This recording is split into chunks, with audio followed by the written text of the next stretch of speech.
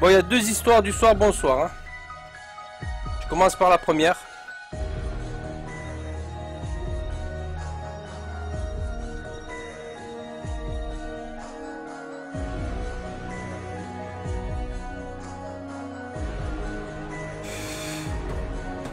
Donc on remercie Mark Landers pour avoir partagé cette histoire. Donc c'est une histoire partagée par Mark Landers. Merci beaucoup Mark Landers de ton soutien et de ta thug liferie. Donc l'histoire d'aujourd'hui. Je vais baisser un peu le son du... Ça fait un petit moment qu'on n'a pas fait d'histoire du soir, bonsoir. Bon, je fais la narration. Hein.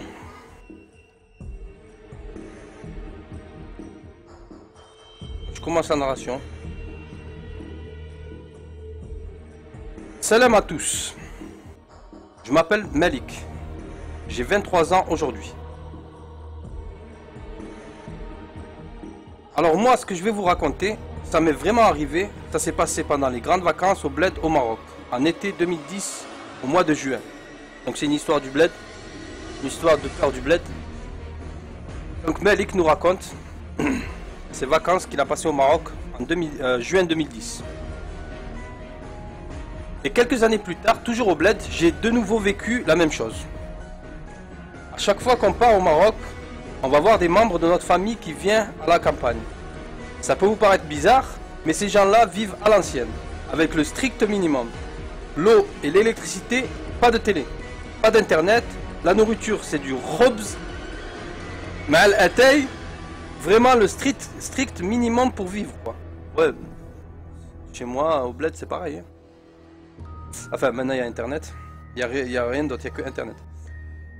C'est des agriculteurs du coup, dès qu'on va là-bas pendant 2 semaines en été, en été, nous les jeunes d'aujourd'hui on s'ennuie beaucoup.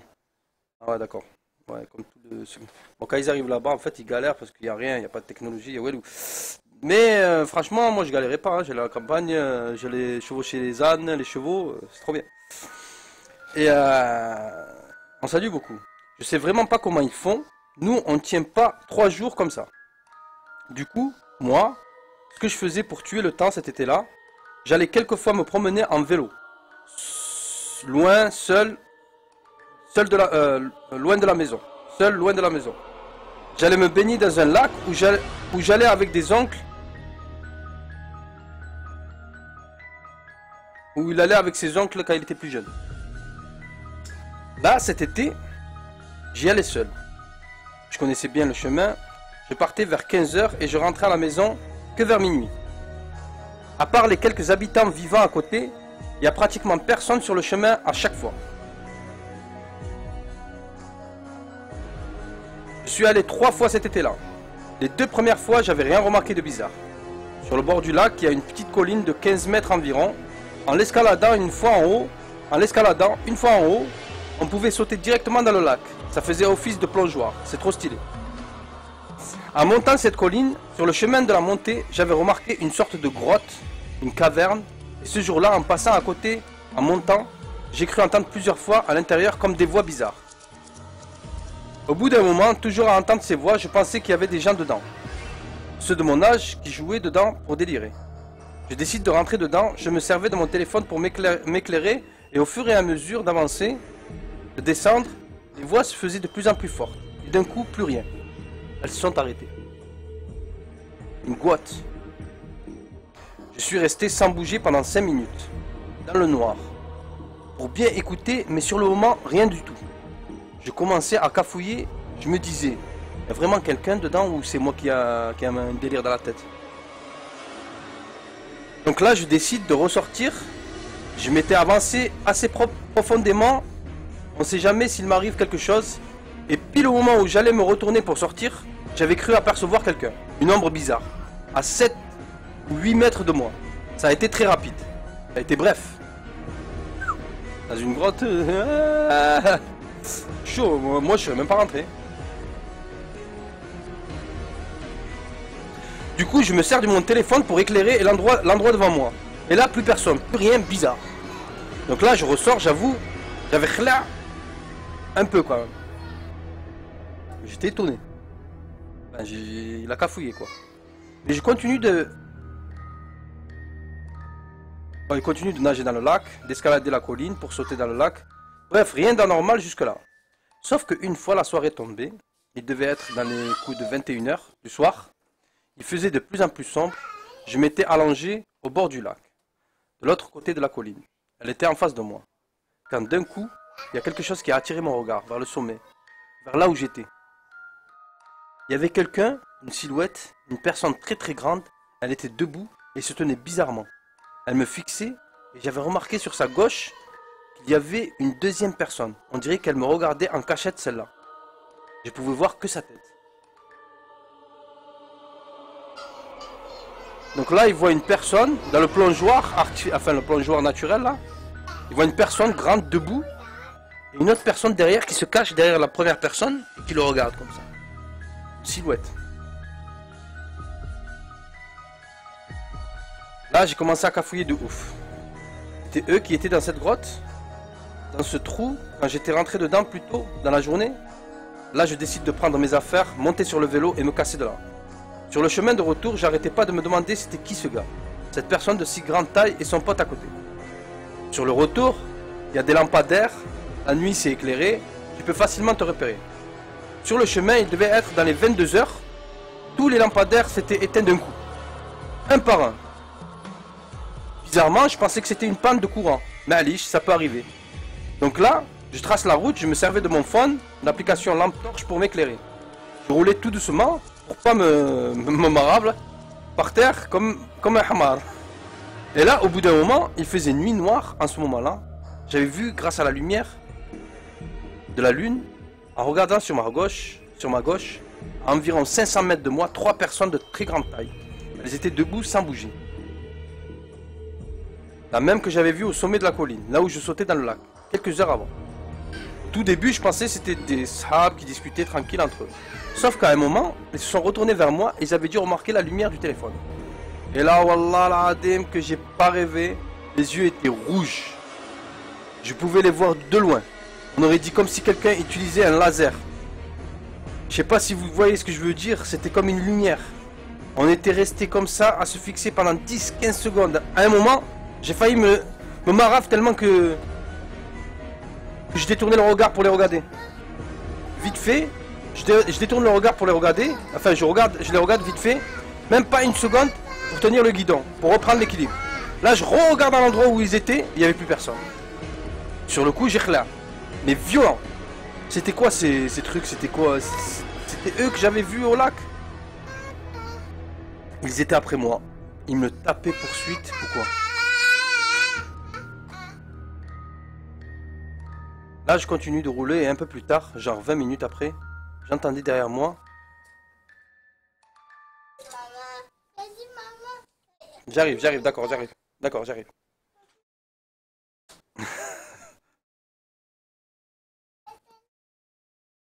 Là, je continue de rouler et un peu plus tard, genre 20 minutes après, j'entendais derrière moi des rires bizarres, des voix, les mêmes que j'avais entendues la journée dans cette grotte, en montant plusieurs fois cette colline.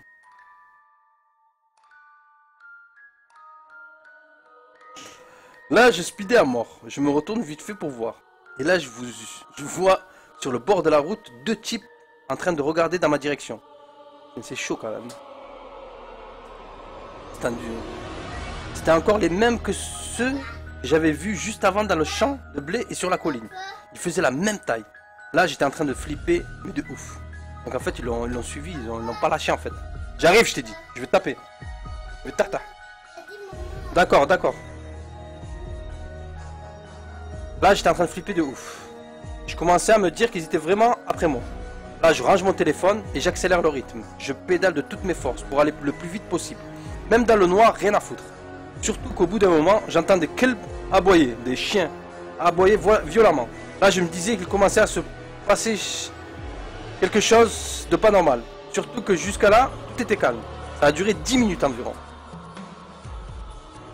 Donc là, j'arrive à la maison vers quasiment minuit. Là, ma mère me demande en rentrant, t'étais où? T'as vu l'heure?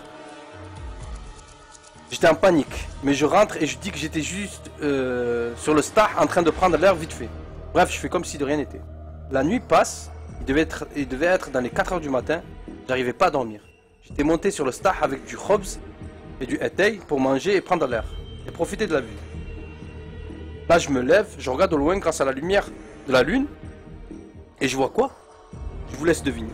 Et ouais, 3 silhouettes, ils étaient assis en haut d'un rocher, et d'un coup, je crois qu'ils m'ont vu. Ils se sont retournés vers moi et se sont levés. Et là, pareil, ils étaient très grands. Même s'ils étaient loin, je pouvais aussi voir leurs yeux tout rouges. Ça faisait comme 6 petites lumières. Là, encore une fois, la panique, mais malade mental. Là, il est vraiment trop en panique. Son cœur, il bat de ouf. Direct, je me baisse. 1 minute après, je me relève pour regarder et voir s'ils sont encore là. Là-bas. Et là, je les voyais. Ils se dirigeaient vers la maison. Ils se rapprochaient de plus en plus. Ils étaient de plus en plus grands à force d'avancer. Là, je redescends en pompe, je retourne dormir, enfin essayer en espérant que rien de grave ne va arriver. Et d'un coup, peut-être un quart d'heure après, on avait entendu les chiens aboyer. La même chose que j'avais entendu en rentrant. Les chevaux s'étaient mis à faire du bruit. Bref, un boucan pas possible. Là, je me redresse vite fait et quelque chose avait attiré mon regard sur la fenêtre. Il y avait quelqu'un qui me fixait. Il portait une djellaba noire. C'était sûrement l'un de ceux que j'avais vus sur la colline. Et en rentrant, ils avaient les yeux rouges, bizarres. Lui aussi, je pouvais à peine le voir. 2 secondes après, il n'était plus là. Là, les autres se lèvent. On va dehors dans la cour avec la famille pour voir ce que c'était tout ça. Pourquoi les chiens s'étaient mis à aboyer comme ça. Donc là, tout le monde sort. Moi, je sors 5 minutes après eux. Et là, je voyais mon oncle et tante figés en train de regarder vers le star. Là, je lève les yeux moi aussi et là je vois quoi? Ces 3 trucs bizarres debout en train de nous fixer exactement au même endroit où je m'étais posé. Et ça ressemblait pas à des humains. Ils étaient très grands, leurs bras étaient très grands, eux aussi. Ils arrivaient jusqu'aux genoux, leurs genoux. Ils se tenaient debout mais bizarrement. Vous voyez à quoi ressemble Quasimodo? Le type a une grosse bosse sur le dos et sa tête en avant. Il ressemble à ça. Ouais, il ressemble à un Quasimodo, quoi. Ça, j'ai déjà entendu une histoire comme ça où en fait...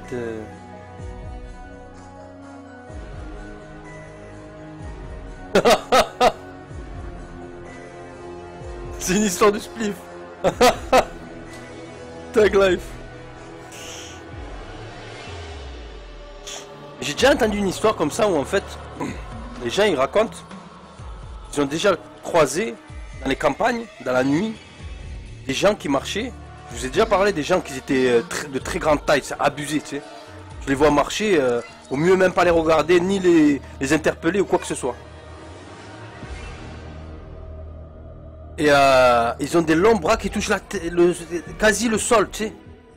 C'est flippant, de ouf. Et je vous dirai pourquoi. Il y a une... Apparemment, il y a la suite. Il y a la suite de cette histoire.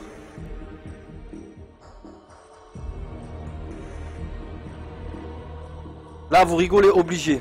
Mais ces choses avaient exactement la même posture que ça, Quasimodo. Ils avaient une grosse bosse sur le dos, ils étaient tout noirs, leur tête était vers l'avant et leurs bras arrivaient jusqu'à leurs genoux. Ils faisaient peut-être 2 mètres environ. Ça ressemblait plus à des créatures bizarres qu'à des humains. Rien que d'y repenser, j'ai des frissons là. On ne sait pas ce que c'était. Mais c'était là à nous fixer. On était restés là pendant 1 minute à se regarder. Comme des gros hamars. Sûrement à cause de la panique, on était tous en train de khla' violent. Et bizarrement, personne ne courait ou ne criait. Et d'un coup, ces choses se sont mis à crier.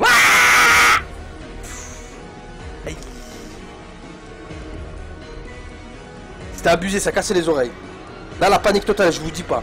On se précipite tous à la maison. Et on ferme la porte à clé, toutes les fenêtres le plus vite possible et on se barricade.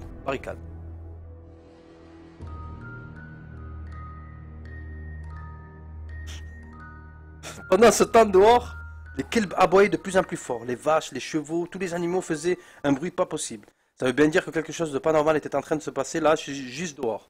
On était tous en panique totale ce jour-là. D'après ceux qui vivaient là depuis des années, c'est la première fois qu'ils voyaient ça, que quelque chose comme ça arrivait. Là, on était tous en train d'attendre, on ne savait pas à quoi attendre que le jour se lève, que les animaux dehors arrêtent de faire autant de bruit. Mais cette nuit-là, c'était la panique, mais c'était un truc de fou. Je vous dis pas, mon cœur speedait à mort. Surtout qu'on n'entendait pas dehors, ils étaient juste à côté derrière le mur, en train de marcher. Là, les chiens, les animaux, ça faisait un bruit abusé dehors. Nous, on était tous là en panique. Mes oncles s'étaient mis à lire le Coran. Les adultes arrêtaient pas de répéter Bismillah ar-Rahman ar-Rahim, Bismillah ar-Rahman ar-Rahim, Bismillah ar-Rahman ar-Rahim.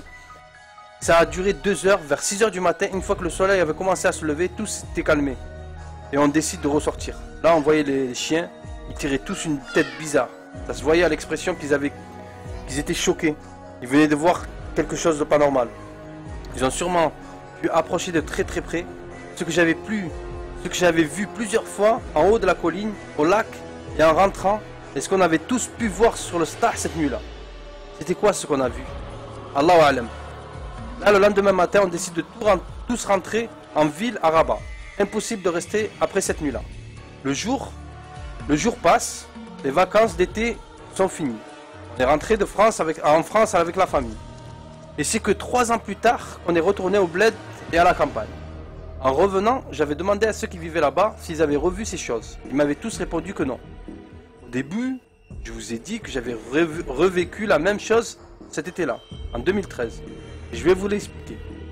Je m'étais embrouillé avec un cousin une soirée. Je sais même plus pourquoi. Du coup, pour me calmer, j'étais allé marcher un peu dehors la nuit.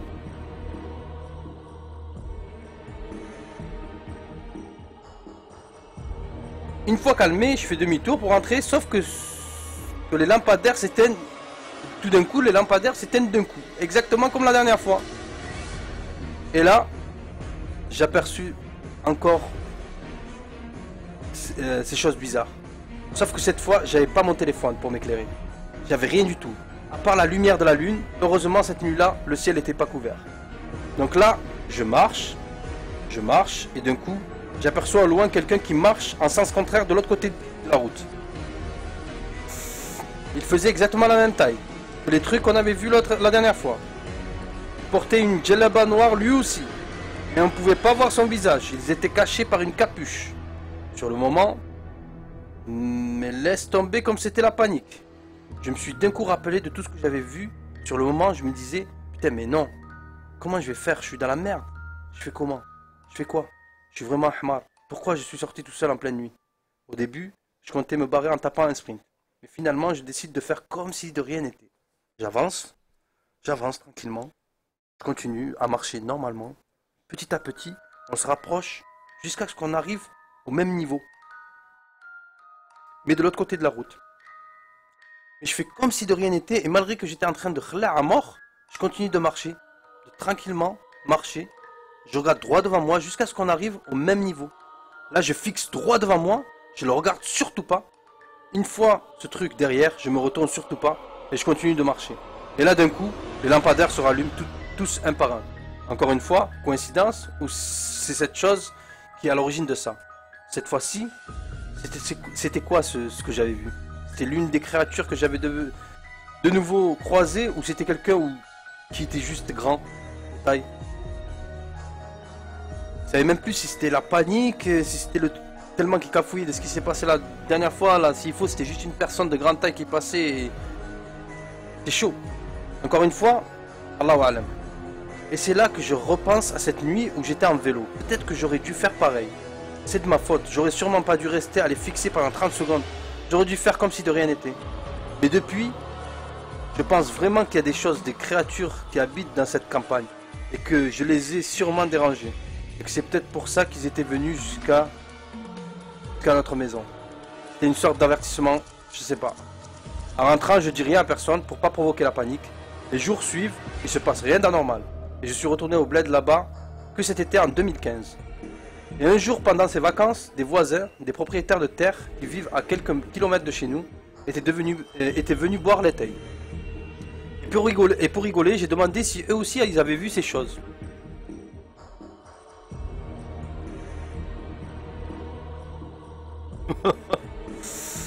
Et là, l'une d'eux nous répond que ouais, la seule fois où ils avaient vu, c'était il y a plus de 20 ans, dans une grotte près d'un lac. Donc, ce même lac où j'étais allé me baigner et où j'avais entendu ces voix. En regardant à l'intérieur, ils avaient vu des formes, des ombres de quelque chose. et que d'un coup ils avaient tourné la tête vers lui et il nous avait dit que les yeux étaient très très rouges. Exactement la même chose que j'ai vu. Après avoir raconté ça, personne n'a cru. En tout cas, ça confirme bien que je suis pas fou, il y a bien quelque chose qui vit dans cette campagne. C'était donc eux que j'avais entendus en rentrant dans la grotte quand j'étais au lac cet été en 2010. Vivaient sûrement à l'intérieur, et sortant dehors sûrement qu'une fois que le soleil ne soit couché. En tout cas, personne ne sait ce que c'est, Allahu Alam, mais une chose est sûre, plus jamais j'irai me baigner dans ce lac.